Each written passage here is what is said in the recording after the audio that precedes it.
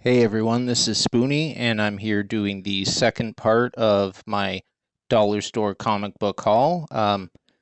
Part one, which I'll link in the description, is for Superman, and part two, I'm going to do all the Batman stuff. So let's dive right in. The cover value on all this stuff, as title indicated, actually works out to be in Canadian $566, and that's pre-tax, and that's the cover price for all the books. And that's $464 US before tax. So each book normally would have cost about $3 or $4 per single issue. I'm getting the entire trade at that price, $3 or $4 per trade. So, even if it sucks, it's still kind of a good deal. But we'll see what kind of stuff we got. First off, you've got the Ed Brubaker run on Batman. I think this is just volume 1. Yep. I haven't heard much about this story, but Brubaker's a great writer. I loved all his stuff. We was working at Wildstorm, The Sleeper, and his run on The Authority, stuff like that. Scott McDaniel's good artist. Liked him on the Robin run. Gotham Central, book 4. Again, Ed Brubaker. Co-written with Greg Rucka. This is a good series, and this is the last arc of the series. This is where you see Crispus Allen die, and he ends up becoming the new Spectre during the Infinite Crisis lead-ins. Batman: The Return of Bruce Wayne. Now, this was after Grant Morrison, in quotes, killed Batman at the end of Final Crisis. He actually sent him back in time. And this is him trying to get back to the present. Okay. Getting into some of the new 52, we've got Batman Dark Knight, Volume 1, Night Terrors. Written by David Finch. Now, obviously, he's a great artist. I don't know what he's like as a writer, so this will be cool to check out. I also have, the plastics on these things.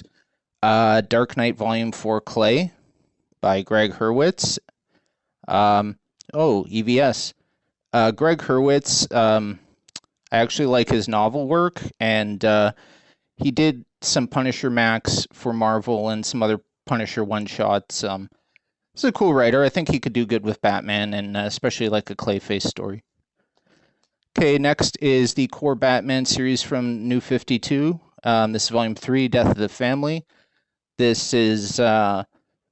I'm kind of familiar with the storyline already because I was into Batman before I quit the comics. So I know this is pretty cool.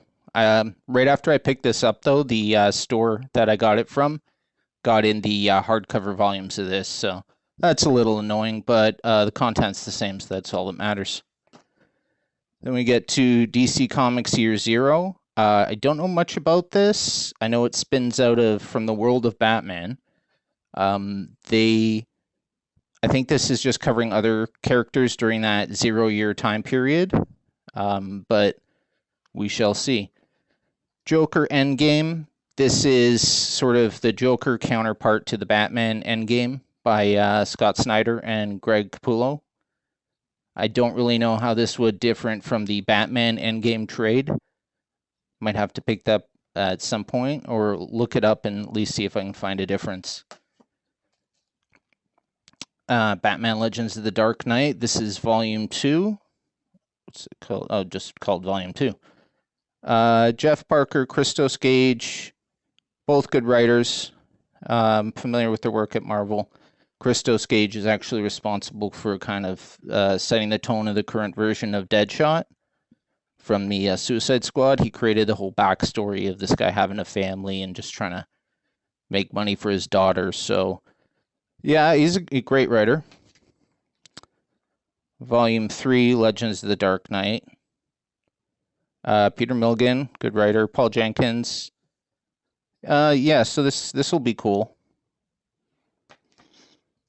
Nightwing from New 52, Volume 4, Second City. I'm thinking this is set after the Death of the Family arc from Batman, which Nightwing was involved in.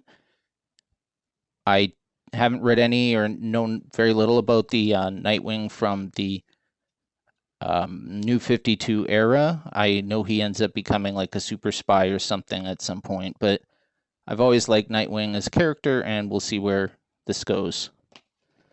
Okay, now Batman and Robin. I've got a lot of this series from the dollar store. Okay, so first of all, I have, and they're all in hardcover too, which is great. Batman and Robin Volume 2. Oh, sorry, I should mention that almost all of these are written by Peter Tomasi with art by Pat Gleason. So I got Volume 2, Pearl.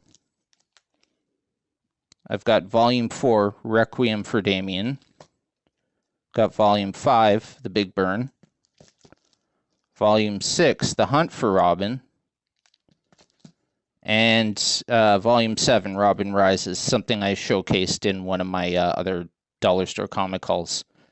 So I'm missing Volume 1 and 3, and I've essentially got this entire run. So I might check those out, track them down, even paying full cover price for them. Robin, Son of Batman, Volume 2, Dawn of the Demons. I don't know much about this. It looks like Pat Gleason is writing it. I like Damian Wayne. I do prefer Tim Drake as Robin, but Damian's a great character, and hopefully the solo series could be entertaining. We Are Robin, Volume 2, Jokers. Now, again, when you're getting artists to write, it can be a mixed bag. This was from, I believe they were calling it their Young Animal imprint. They had that guy,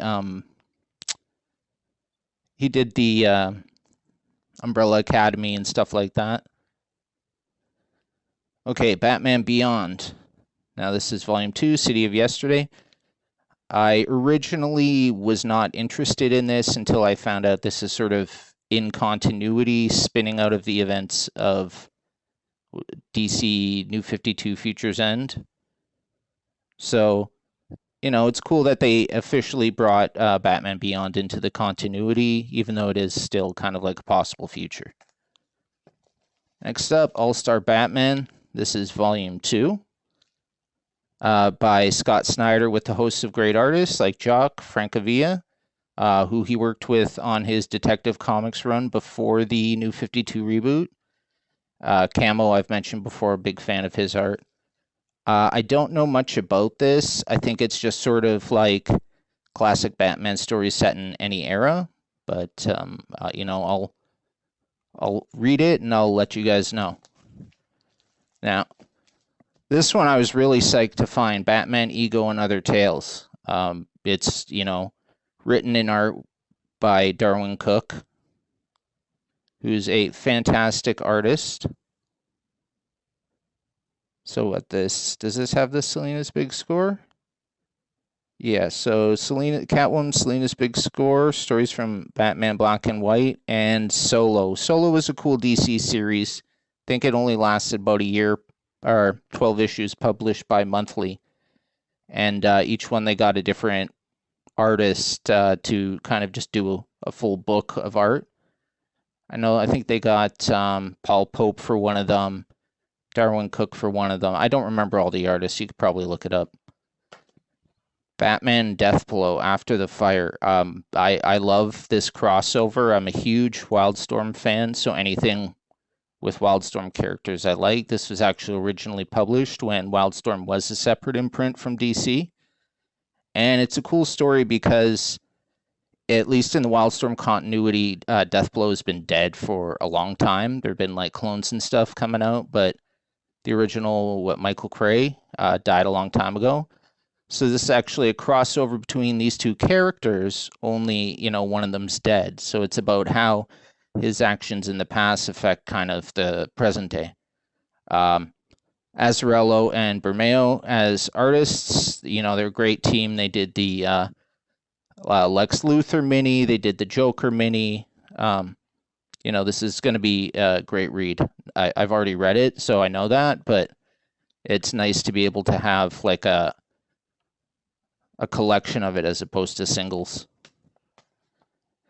And finally, Batman 66 Meets the Man from U.N.C.L.E. By Jeff Parker. I'm not a big fan of the Adam West Batman. I know very little about Uncle. I'll give this a shot. I've seen that Batman 66 meets like Wonder Woman 74 or Green Lantern. I really don't have much interest in these, but for like $3 or $4, you can't go wrong. Anyways, that's it for all my Batman stuff. I just kind of rushed this video out because I don't want to get too far behind. I posted my last one a week ago, and I just want to commit myself to some kind of schedule, even if it is kind of slapped together. So, thanks for watching this. Leave me a comment if you want or not, talking about Batman, whether you like the new 52 stuff and which parts did you like or not like, whether you prefer the pre-Flashpoint, which personally I do. But let me know, and I appreciate you guys watching. Thanks.